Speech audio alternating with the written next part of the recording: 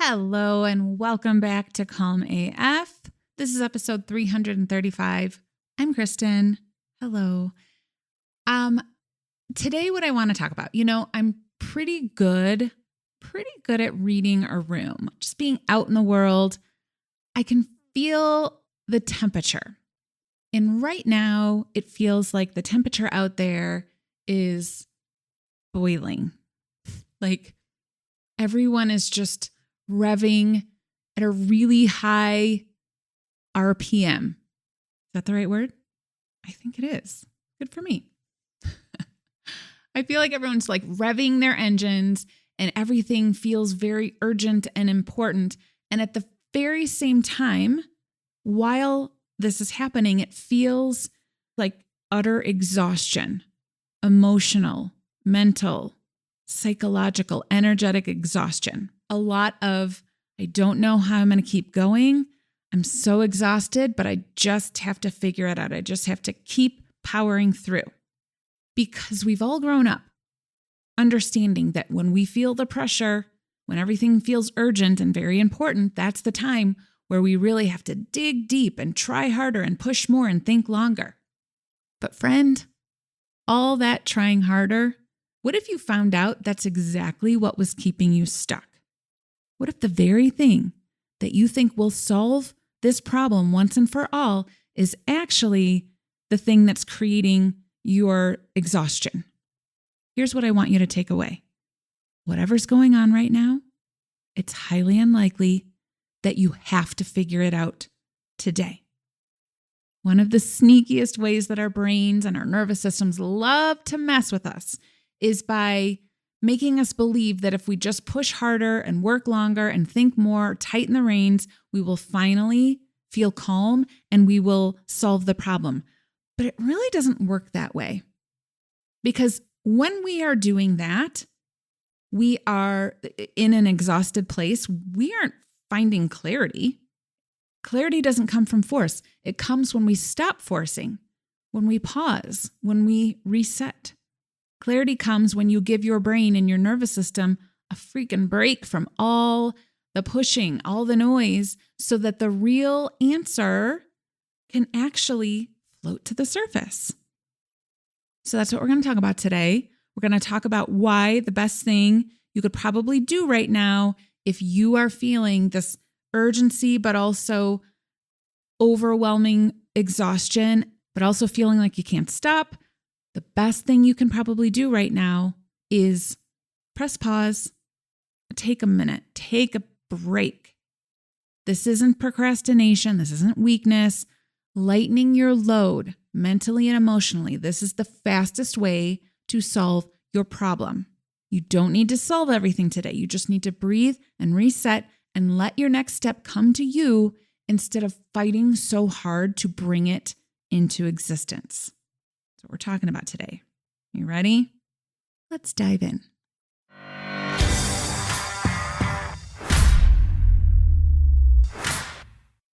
I have just the perfect client story to show exactly what I want to share with you today. But first, we need to start by remembering together this universal truth that pain is part of life.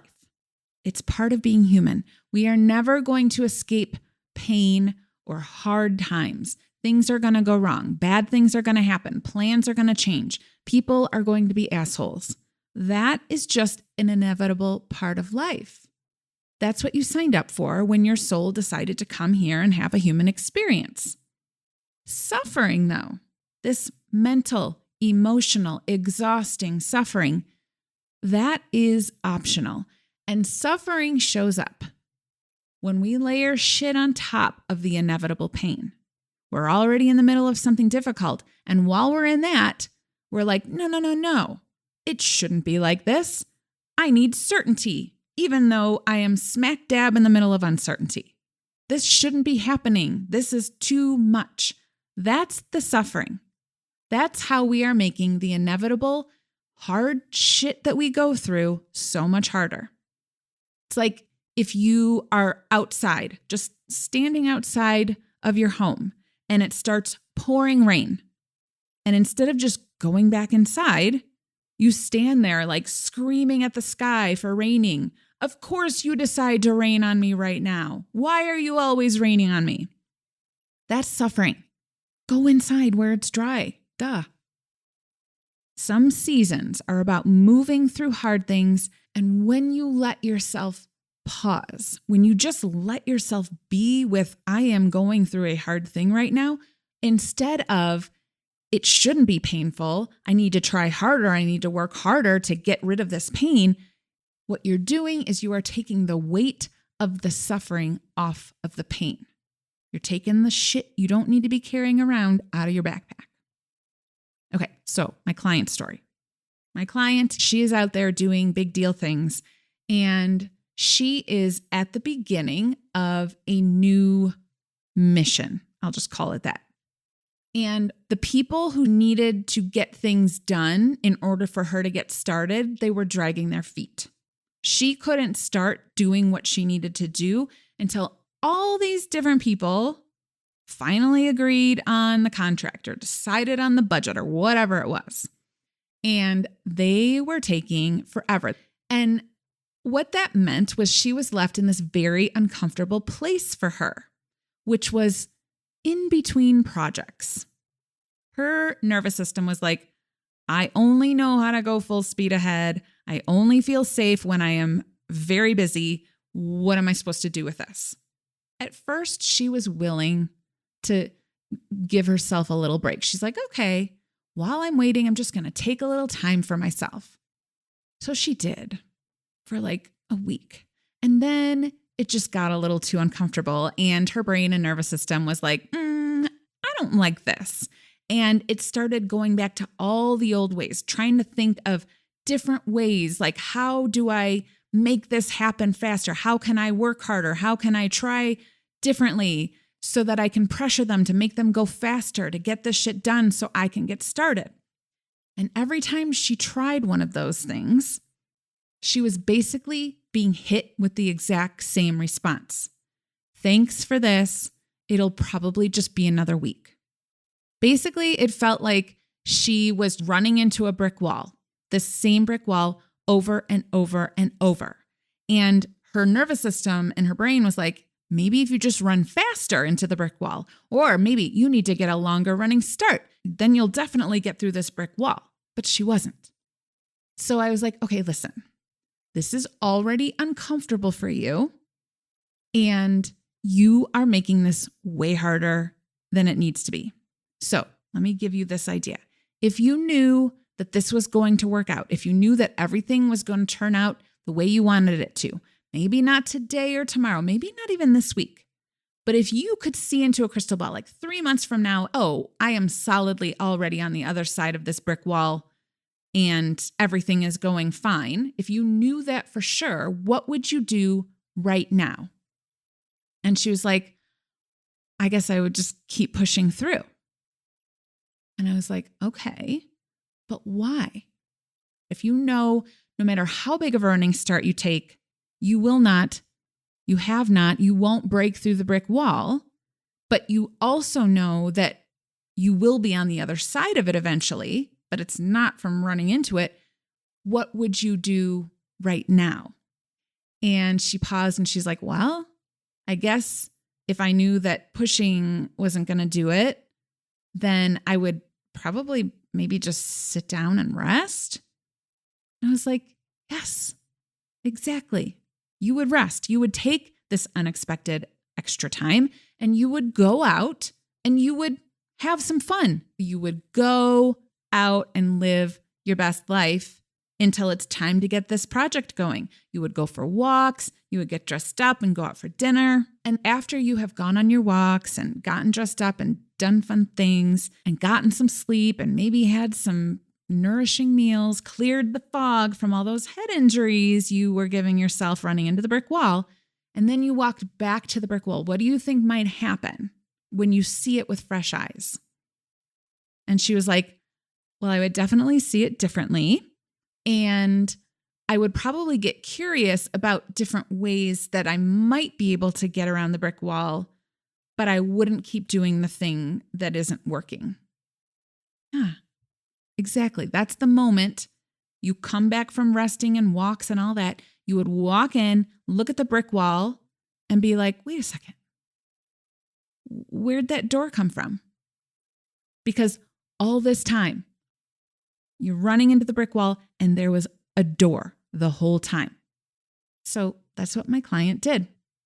It wasn't comfortable, but she used the unexpected free time. She cleared off any extraneous meetings, anything off her plate that didn't need to be there. She decided she was going to live her life, stop running headfirst into the brick wall, and wouldn't you know it, maybe a week later, maybe it wasn't even a week later, it was like 3 or 4 days later, she woke up and the people who were dragging their feet were all of a sudden like, okay, let's go. We're just going to agree to all the things that we've been dragging our feet about. The door was right there. You just had to give it a minute. You had to go live your life. And now she's on the other side of the brick wall. We all have a brick wall, right? If you're so mentally and emotionally exhausted, but also you like really, really, really believe that this is the only way. You cannot slow down. You cannot sit and rest. You cannot go on a walk and dress up and go out for dinner. If you think whatever you're doing is so important that you don't have time to rest or shift your focus away from the problem for a minute, you are making a hard situation a million times harder. You're taking the pain of going through something hard, which is hard, and you are layering shit on top of it. And that shit, that's suffering, and that is optional. Because yes, life is sometimes hard, but you don't have to turn that into a whole thing. Bad things happen, that's life. But you know what else life is? It's good. Good things are happening every single day in the world. To you, to strangers, to people you love, to people you don't love. Both realities exist at the same time, always. It is hard and it is beautiful. Good things are happening and bad things are happening. It's not the world that's creating your suffering. It's your story about the world. The emotional and mental, physical exhaustion, that part is you, my friend. So, you know what your brick wall is. Here's what I want you to remember. You don't have to exhaust yourself by running headfirst into something that won't budge. Your job is simple. Pause, reset, lighten your load, because the clarity will come when you make space for it, when your head isn't so exhausted. Don't let your old story convince you that it has to be hard and that it's only hard and that you have to keep pushing because it's the only way. There's a door. It's already there. And you will see it when you stop running headfirst into the wall long enough to look around. Life is going to be hard sometimes, but the suffering, that part is not necessary. And when you choose to pause, you choose the possibility of joy and clarity and ease, even in the middle of hard things. But here's the challenge. Our programming to work harder and push through is so deeply wired that we forget this truth within hours. You're like, yes, Kristen, today is the day I'm going to stop running into the brick wall. And 3 hours later, you're like, oh, my head hurts. What happened? I just ran into the brick wall again. We forget because it's very hardwired. So we can't just leave it to chance. You need daily reminders. You need to have this right in front of your face, that there is another way, that there is a door, but you're never going to see it until you let yourself take a little rest. This week, I want you to practice pressing pause. Just decide, I'm going to stop running into this brick wall. It hurts. I don't need to keep doing this. Pick a moment every day where you consciously shift your focus from, this is so hard, this is impossible, this is exhausting, I can't keep doing this, and let yourself lean into something lighter, something simple. Go fold some laundry, make a cup of tea, step outside, turn on a song.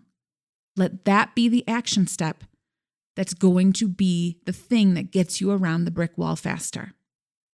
And because we don't remember this fact on our own, because that programming is hardwired, I got you.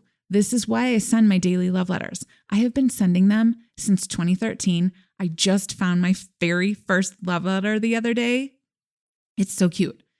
But this is why I write them. This is why I send them every day.